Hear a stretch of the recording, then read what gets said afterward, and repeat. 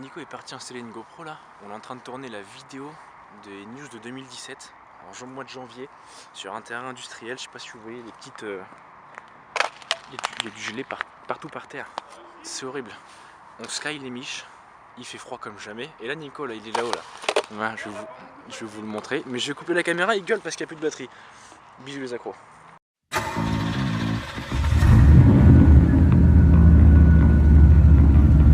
Let's go!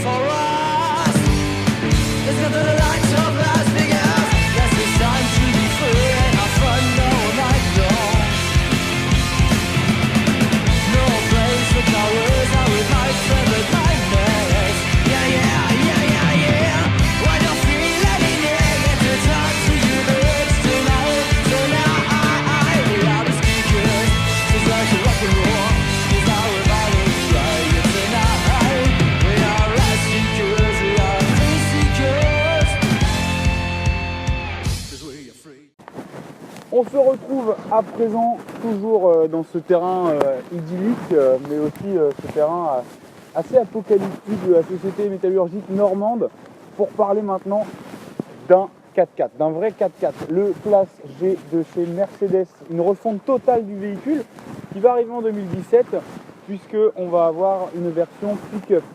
Pour les puristes, me direz-vous, ça a déjà existé dans les années 90, c'est vrai, mais là on aura une cabine avec 4 portes et le pick-up. Donc le châssis rigide classique de chez Mercedes a été bien sûr rallongé. En plus de ça, c'est un véhicule qui se destine au marché du Moyen-Orient, puisque à l'intérieur, la planche de bord a été totalement revue, mais aussi tout l'équipement intérieur, tout ce qui est interaction avec le conducteur. En plus de ça, il sera doté de la boîte 9 G-Tronic à 9 vitesses de chez Mercedes.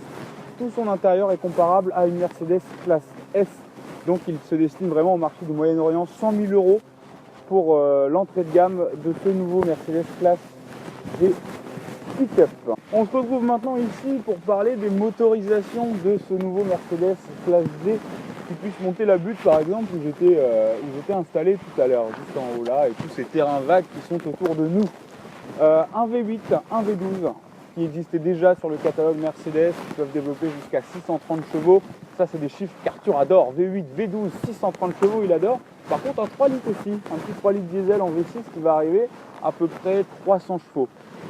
Ce nouveau Mercedes classe G, niveau esthétique, je vous ai dit refonte totale au niveau de l'intérieur, mais niveau esthétique extérieur, il ne change pas spécialement. C'est toujours cette face carrée, ce vrai baroudeur qu'on connaît, ce dernier baroudeur qu'on connaît actuellement avec la Jeep Cherokee. Le Defender, c'est terminé, donc c'est vraiment le dernier baroudeur et il a encore gardé cette âme-là de baroudeur. N'ayez crainte. On se retrouve tout de suite après pour une news qui nous vient tout droit de Détroit avec la nouvelle Kia Stinger que Arthur va nous présenter juste après. On se retrouve à l'intérieur de ce bâtiment industriel pour vous parler de la nouvelle Kia Stinger. Elle s'inspire directement de la BMW série 3 puisqu'elle a été conçue par le designer de cette dernière. Cette berline est la première de la marque et elle sera dotée d'un moteur 2 litres turbo de 255 chevaux pour son lancement et elle sera aussi disponible dans une version V6 3 litres 3 de 365 chevaux.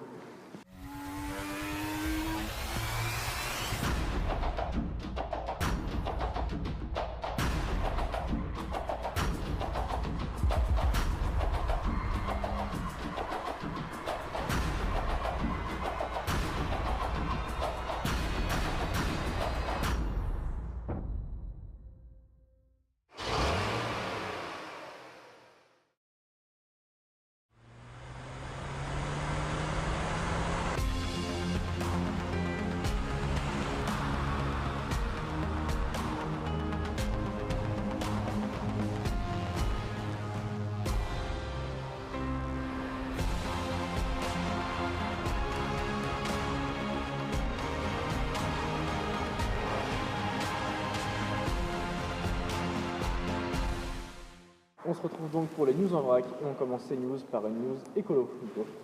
Le vinyle critère est désormais obligatoire pour circuler dans Paris depuis le 16 janvier. N'ayez crainte si vous ne l'avez pas encore, vous avez 6 mois pour vous la procurer. Mais si vous n'êtes pas écolo, vous pouvez venir découvrir la nouvelle Alpine A120 au Salon de Genève, Arthur. Et oui, c'est magnifique, elle revient en fait tout simplement. Et en plus, Cocorico, elle est faite en France, elle est faite à Dieppe en Haute-Normandie. Et donc vous allez avoir un vrai stand Alpine. Nous on était assez déçus, on ne l'a pas vu au Mondial de l'Auto à Paris, on pensait la voir, aucune apparition, rien. Mais là, un vrai stand Alpine, donc on peut dire qu'Arthur, le rêve continue. Le rêve recommence. On continue ces news avec une news insolite puisque Airbus a le projet de lancer un taxi volant qui devrait décoller d'ici fin 2017 pour un lancement commercial prévu en 2021. Eh bien Arthur, je pense que du coup c'est la fin du conflit Uber et des taxis, on va tous voler, on va être très bien. Ce que je dis, les Américains, ils prennent une Ford Mondeo, ils mettent une petite caméra dessus comme ça, et nous en fait on fait carrément voler les taxis, donc on est encore au-dessus des Américains. Là on est bien. Oui, on est bien. On continue en fait encore en France avec une voiture made in France. On va parler d'une des voitures les plus ennuyeuses de l'histoire, je trouve. C'est quand même la Toyota Yaris. Oui. Quel ennui cette Toyota Yaris, une 1 litre 70 chevaux VTI, ça ne vend pas du rêve. Sauf si à l'intérieur vous mettez 200 chevaux, sur la carrosserie 2-3 petites touches de rouge et des petites prises d'air, ça donne une voiture assez racée. Et la nouvelle hatchback du 21e siècle, Arthur. Ça promet. Ça promet, ce sera à découvrir à Genève, encore une fois, en mars. Notez bien la date parce qu'on revient très souvent dessus. Oui, beaucoup de Genève. On termine ces news avec une voiture que vous verrez aussi à Genève. Si vous rêvez d'un scénic allemand, de l'espace d'un camion et du confort d'un avion, l'Opel Crossback X est fait pour vous. C'est le nouvel SUV de chez Opel, tout équipé à l'intérieur, chargeur induction, la Wi-Fi à bord, ordinateur de bord, de quoi connecter son smartphone à la voiture. Je pense que tout est dit. Le nouveau SUV de chez Opel sera visible au Salon de Genève aussi. Mais n'ayez crainte, vous ne pourrez pas vous envoler, puisque 1,6 litre CDTI à l'intérieur, vous ne risquez pas de vous envoler vu le poids du véhicule. Non. Je vous retrouve tout de suite pour une news, une des plus importantes que vous verrez dans cette vidéo. A tout de suite. Comme vous le savez, 2016 rime avec l'arrêt de la mythique Renault Mégane RS, actuellement remplacée par une concurrente qui est la 308 GTI, mais une version semi-sportive est déjà disponible, la Renault Mégane GT, qui avec son petit moteur 1.6 développe déjà 205 chevaux. Cette Mégane RS va revenir et j'ai fait le tri pour vous de toutes les spéculations qu'on peut voir sur internet. On sait qu'il y aura probablement un moteur 1,8 litre turbo qui équipera la Alpine A120, dont on vous a parlé dans le news tout à l'heure, ça c'est sûr. On parle aussi d'un moteur 2 litres, mais ça on en est un peu moins sûr. En tout cas, on sait qu'elle approchera entre 300 et 325 chevaux, ce qui est une belle puissance. Elle sera aussi probablement équipée de la technologie Ford Control et des 4 roues motrices pour une sportivité. Elle va revenir plus puissante, plus jolie, mieux que la précédente, un petit peu comme une Porsche 911. Rendez-vous par contre en fin d'année 2017 voire 2018, je suis désolé si vous l'attendiez, mais en tout cas pour patienter vous pourrez regarder nos vidéos. J'ai pris un petit peu de hauteur pour vous parler d'une news, un truc fantastique, extraordinaire, quelque chose qu'on croyait mort depuis 2013, c'est le 3 litres HDI qui est équipé notre magnifique C6, la voiture française par excellence, ou alors notre 607. C'est un V6 3 litres et c'est pas la fin en fait, il revient pour se décliner aux États-Unis. Et oui, ce ne sera pas pour mettre dans nos belles petites françaises, ce sera pour mettre dans le Ford F-150, l'utilitaire le plus utilisé aux États-Unis. C'est une nouvelle qui me plaît beaucoup, puisque ça va permettre à Citroën de pouvoir recréer des moteurs. Il ne s'appellera pas HDI, parce que bien sûr, aux États-Unis, HDI, c'est pas vendeur. Il s'appellera Power Stroke. Yeah, au pays de Donald Trump, Power Stroke, ça sonne très bien. L'utilitaire le plus utilisé par les Américains sera doté donc de ce V6 3 litres. Et là, je suis quand même un petit peu triste, c'est mitigé comme nouvelle, parce que malheureusement, avant, c'était l'exclusivité au V8 essence de 5 litres, celui qui peut équiper toutes les grosses américaines de chez Ford. Et malheureusement, il y aura en plus de ça, ce 3 litres diesel, un 3 litres diesel dans un américain, dans le F-150, le pick-up par excellence. C'est pour ça que j'ai pris de la hauteur, parce que c'est un vrai coup de gueule. Là, je suis vraiment énervé.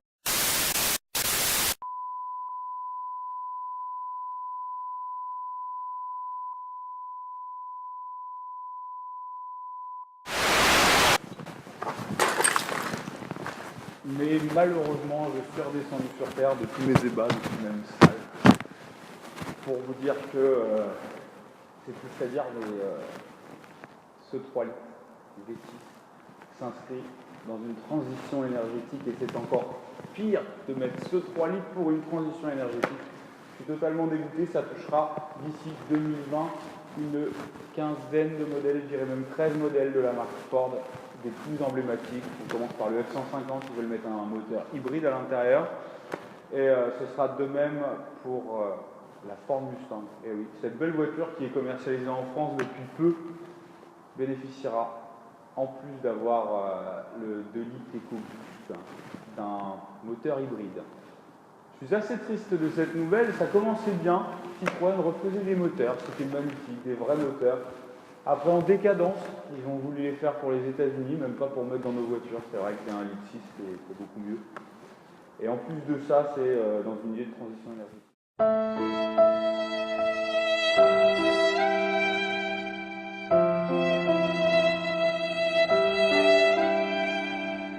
On reste chez Renault, et pourquoi sommes-nous devant ce bâtiment d'un autre temps? Parce qu'on va parler d'un véhicule d'un autre temps, et nous allons nous rapprocher des sentiers battus du désert marocain, puisque nous sommes partenaires d'une équipe, d'un équipage pour le 4L Trophy, les Trophies qui seront avec nous pour nos 2 autres prochaines vidéos. Une première vidéo où nous verrons la préparation de la 4L, administratif, l'équipement, le prix, pour que si vous voulez le faire l'année prochaine, c'est un projet fou. Nous verrons aussi le côté humanitaire, nous verrons tout ça dans une première vidéo, et dans une seconde vidéo, nous reviendrons sur leur aventure, les erreurs à ne pas commettre, les erreurs qu'elles ont faites, leur classement. Peut-être sommes-nous avec les premières du 4L Trophy 2017. Vous le verrez dans les 2 prochaines vidéos, c'est l'occasion de nous suivre sur internet, de s'abonner sur YouTube. J'espère que vous allez vous abonner très nombreux pour suivre cette aventure et toutes les autres vidéos qui suivront. Et on espère vous revoir nombreux à voir toutes nos vidéos.